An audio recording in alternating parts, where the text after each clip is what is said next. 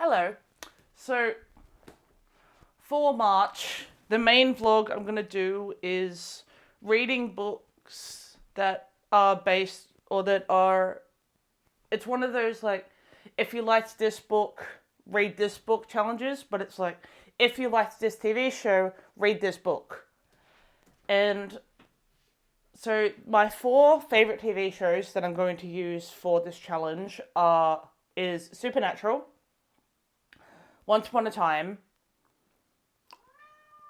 The Good Place, and a show called The Librarians, which I watched on streaming, and I liked the finale, but I really wish it hadn't ended. Anyway, so for the book to read based on Supernatural, I was originally recommended a Neil Gaiman a Neil Gaiman book, but with all the stuff that happened with Neil Gaiman, I decided to go with this one instead. It's called Trail of Lightning by Rebecca Roanhorse. Yeah, this is a girl who's a monster hunter, supernaturally gifted killer. I used those buzzwords to tell myself that I should go for this. Yeah, so I'll get more into what these are about as I read them. But yeah, so I've got Trail of Lightning for Supernatural.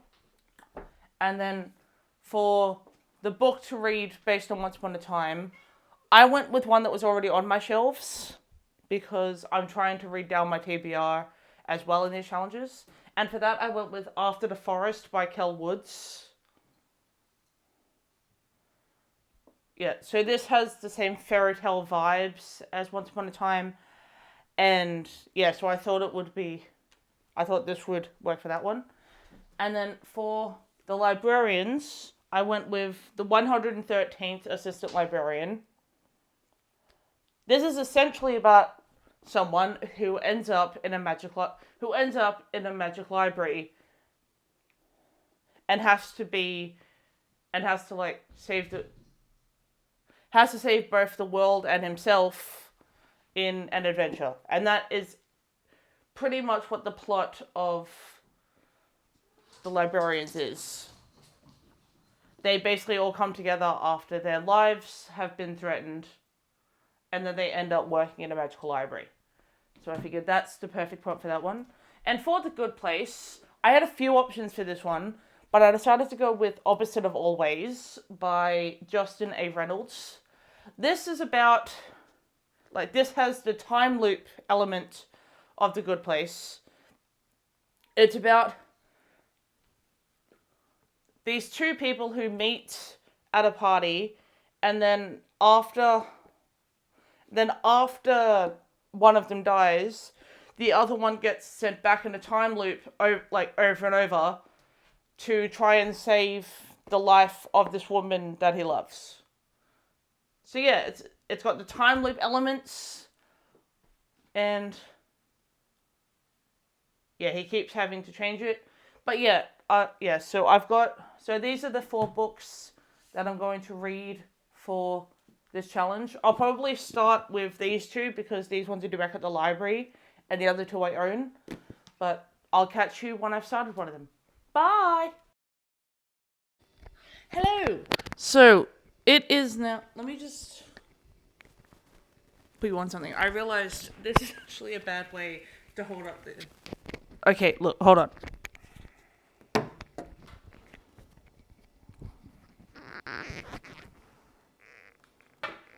Okay, let's go with that. Hopefully that stays.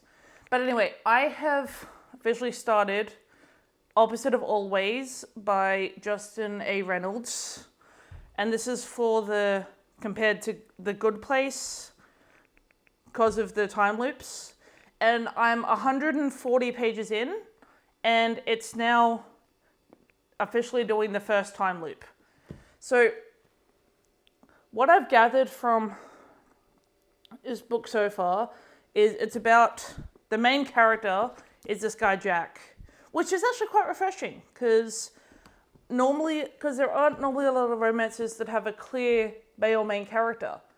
So I kind of like that. So I kind of like that element. Anyway, yeah. So this is Jack, and his relationship with Kate. And basically, in the parts that I just read, the stuff leading up to the first time loop, his girlfriend, Kate, dies, and then he instantly gets transported back to the night that they met. So essentially he gets a do-over with that. And that is not a spoiler, that is in the info at the back. Yeah. So because this is the first attempt, there was that awkward, like, Jack was so happy to see Kate, but Kate had no idea who he was. So he's now got to figure out why he's been sent back, and he has to start doing this whole meeting all over again. I'm pretty much close to the halfway point, so I thought I would just pop in now that I'm up to the first time loop, or the second part, because this is divided into parts. But yeah, so I do like Jack's character. He's not a whiny character. I actually like his confidence. But yeah, this is definitely and I decided to start with this one because it's the longest of the options, and it's also one of the 2 library books. Basically, 2 of the books for this video are from the library, so I'll probably read those first so that I can get them back on time. But yeah, so far I am quite enjoying this. I will update you. I don't know unless something significant happens, I'll probably just update you when I finish. Yeah, because I'll do like the halfway point. This is the halfway point check, and then I'll just do a final thoughts check. Unless something significant happens, in which case I'll be back. Otherwise, I will see you guys when I'm finished this book. Bye! Hello! So, it is the same day. You are balanced on my giant stack of library book. Well, not just books. You're essentially on a majority of my March TBR. Anyway, I managed to actually finish this nearly 500-page book in the one day. And it's been a while since I've sat down and done that. So, I was quite impressed with that. Anyway, opposite of always. Sorry. I do recognize the comparison to The Good Place. Like, the time loops and constantly repeating, having to redo pretty much everything. And yeah, so I enjoyed it, but it wasn't like a new favorite. I think it's sitting at a 3.75.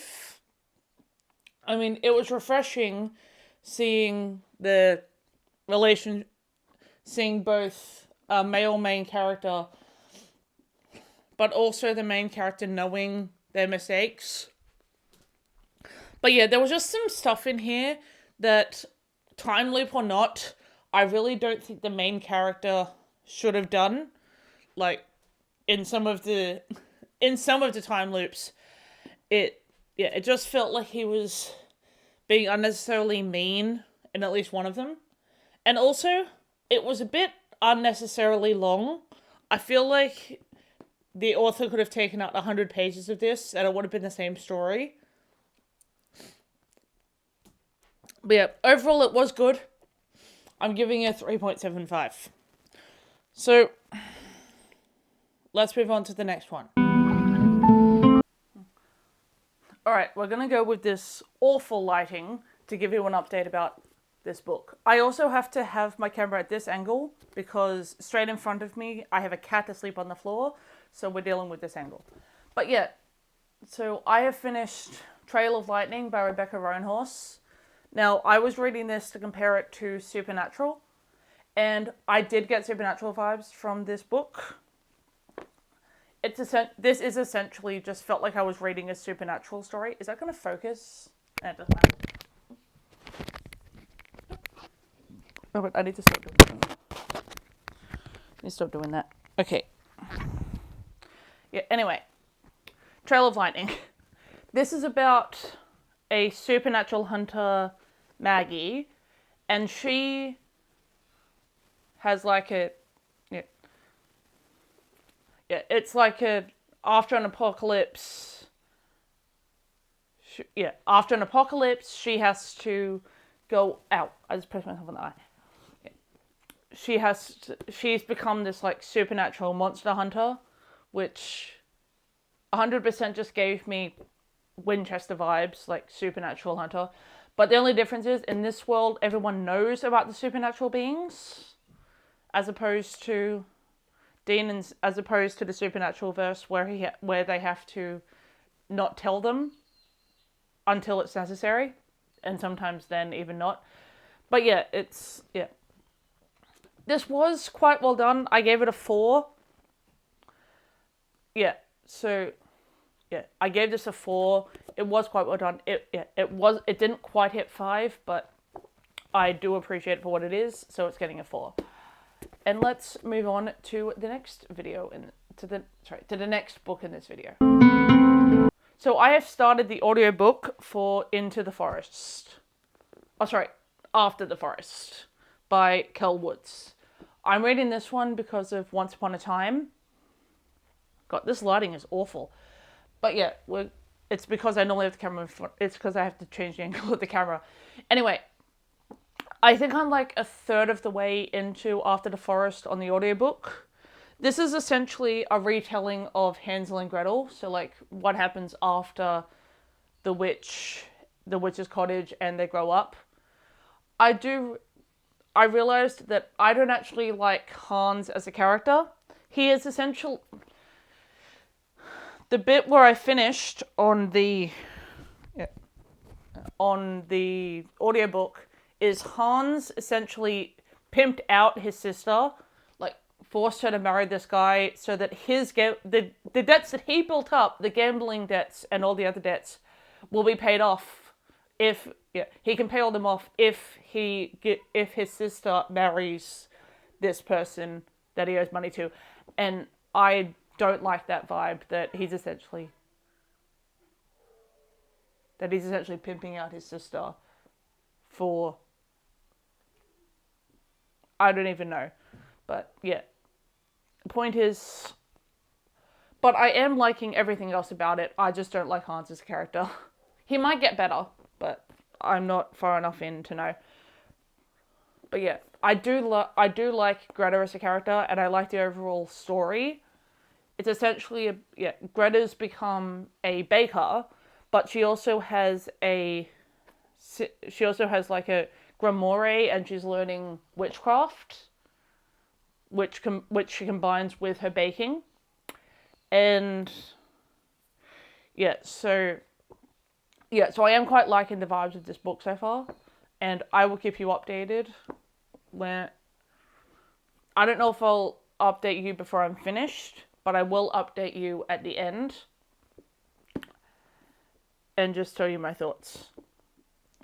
Alright, see you soon. Bye. Hi, so I have finally finished the last book for this video, and you're getting a handheld shot because because you all need to see this part of me, because because it's so hot here that I'm currently not wearing any bottom half, so you're only getting from here up for this outro. But I have finally finished the 113th the 113th Assistant Librarian by Stuart Wilson. This did definitely give me the librarian vibes. This kid is recruited to the library by this all-wise librarian because it's some kind of destiny.